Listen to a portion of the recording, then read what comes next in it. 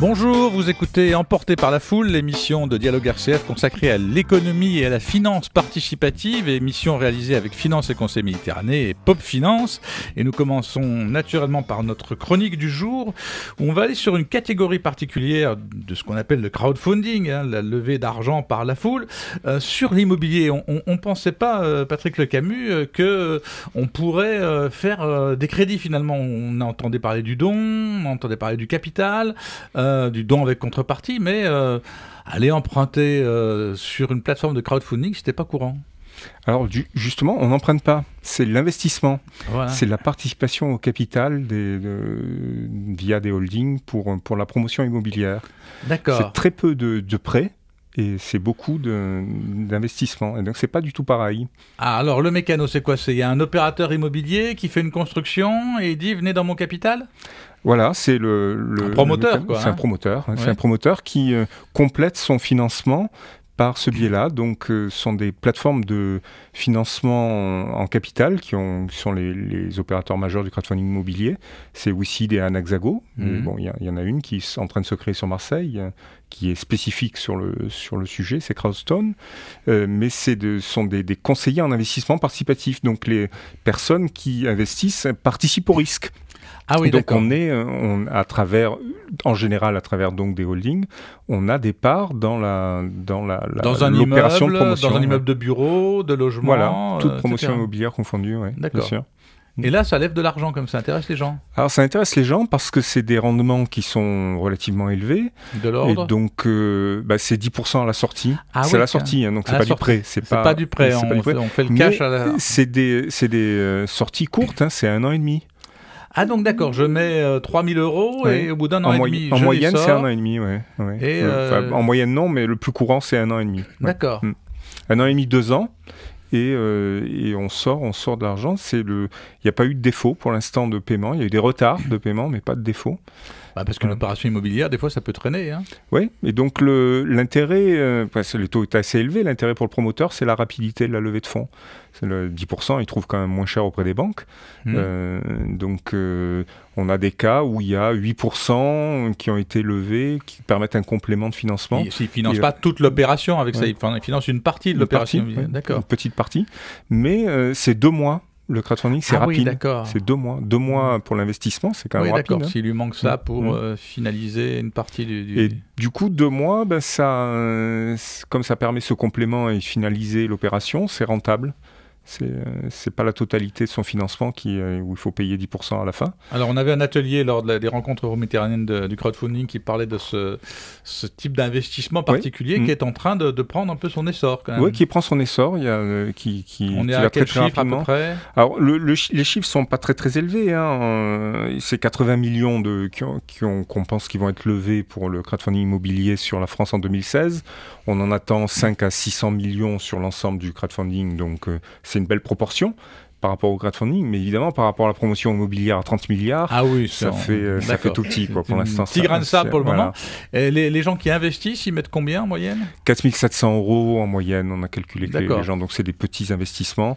Il limite le risque quand même. Il limite beaucoup le risque, oui. Donc c'est quelque chose, on va voir comment ça évolue. Donc on est en train de discuter des prémices de cette activité. Voir si c'est la proximité qui joue, l'intérêt, quels sont les critères de choix, on ne sait pas encore très bien. Alors, par contre, les plateformes, elles ont des critères de choix extrêmement draconiens. Voilà, il faut que ça soit des opérations très très sûres et ils ne prennent pas beaucoup de projets pour garantir la sécurité aux investisseurs. Il ne faudrait pas qu'il y ait un gros flop qui gâche tout le marché, quoi. Absolument. Bien, alors quelles sont les news, l'agenda? Alors, il y a une news pour les gens qui s'expriment très très bien en anglais et qui ont des velléités d'investissement. Il y a un webinar, c'est-à-dire une session d'information en ligne proposé par le European Crowdfunding Network, qui est à Bruxelles, c'est très chic, là. qui est la fédération des plateformes européennes de crowdfunding et qui propose ces formations en ligne. La prochaine a lieu le 13 novembre à 11h.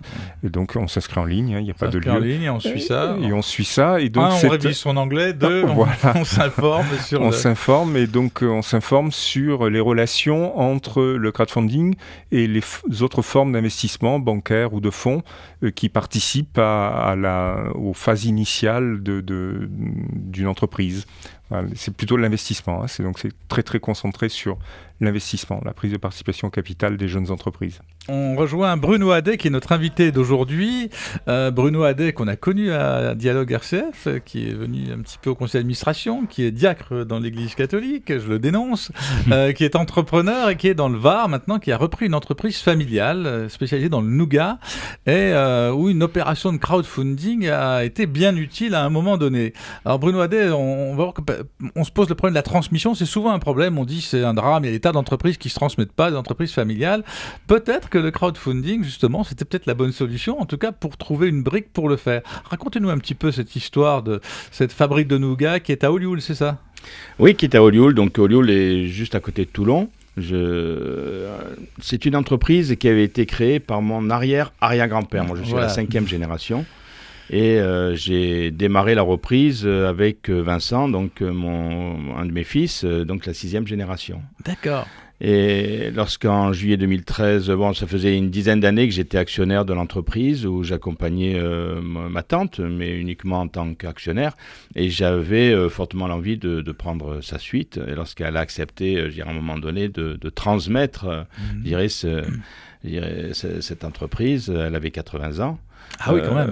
Donc, et en fait, familialement, on avait toujours travaillé dans cette entreprise d'octobre à décembre, uniquement pour les 13 c'était une entreprise purement saisonnière. Purement saisonnière, et même depuis la création, depuis mon souvenir de mon arrière-grand-père, mon grand-père, etc.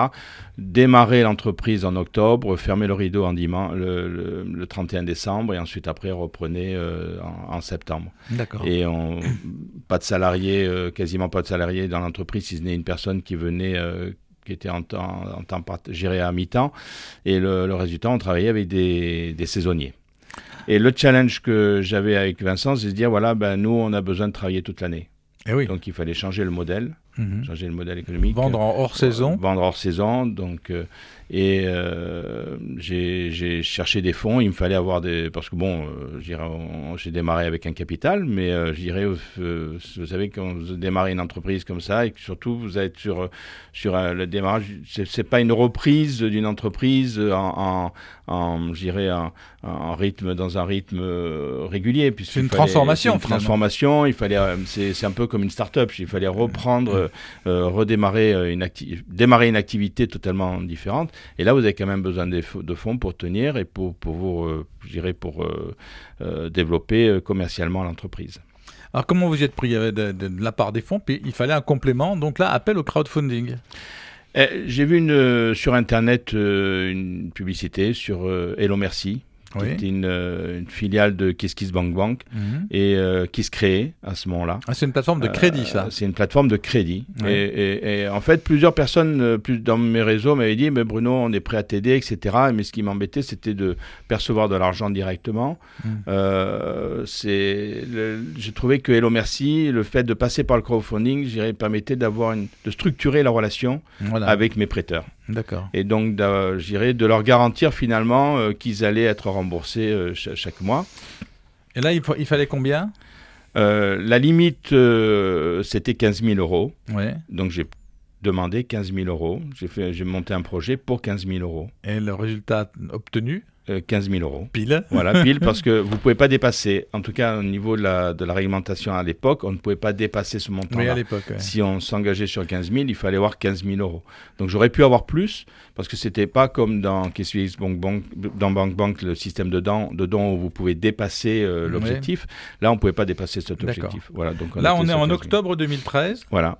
Et là, les remboursements se font maintenant ou sont finalisés ? Ils ne sont pas finalisés parce que j'ai eu une période un peu difficile où j'ai quelques remboursements qui ont été reportés. Donc, du coup, ça l'a reporté en juin prochain. Donc, je suis toujours en train de le rembourser. Oui. Mais je dirais le fait justement d'avoir utilisé cette plateforme m'a aidé à avoir à sécuriser mes prêteurs. Et ça, c'était important pour moi. au sens où je dirais même si bon, dans la relation, ils ont compris que je reportais, mais au moins dans la relation que l'on avait avec Hello Merci, je dirais ça s'est bien passé, et du coup on a pu décaler la fin du remboursement en juin prochain. Donc la société s'appelle comment maintenant? C'est les Nougats Jonquier. Donc j'ai créé la marque, c'est Nougats Jonquier, et j'ai créé l'entreprise SAS Maison Jonquier. D'accord. Et donc aujourd'hui c'est une entreprise familiale. Il y a donc le père, oui, les 2 fils. Alors j'ai démarré avec Vincent et ensuite après Benoît nous a rejoint un an après. Oui. Il s'occupe lui plus de la partie communication, gestion, et puis tout ce qui est expédition, facturation.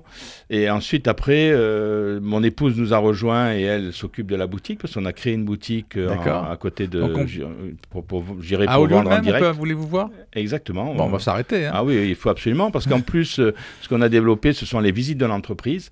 Nous n'en faisons pas en ce moment parce qu'on est en pleine saison et là, on est monté à 12 personnes avec nos saisonniers, mais on va reprendre chaque année, on reprend nos visites de l'entreprise d'avril jusqu'à fin octobre. D'accord. Et vous vendez par correspondance ou il faut passer? Alors, il y a toujours eu une culture de vente par correspondance. Donc là, on a un catalogue. Vous pouvez le trouver sur issue.com en tapant Nougats Jonquier. Nous avons aussi notre page Facebook et par un message, on peut vous envoyer le lien pour télécharger notre catalogue. Bien, il attise la gourmandise, c'est la fin du régime. Merci Bruno Hadet d'avoir été parmi nous. Merci de nous avoir fait goûter les Nougats Jonquier. On souhaite bonne vie à cette entreprise familiale. On a vu comment un crédit fait sur une plateforme de crowdfunding peut favoriser la consolidation d'une petite entreprise familiale, ce qui est une information tout à fait intéressante. Vous pouvez retrouver cette émission sur rcf.fr. Vous pouvez nous suivre sur notre page Facebook Emporté par la foule. Nous vous donnons rendez-vous la semaine prochaine. Merci.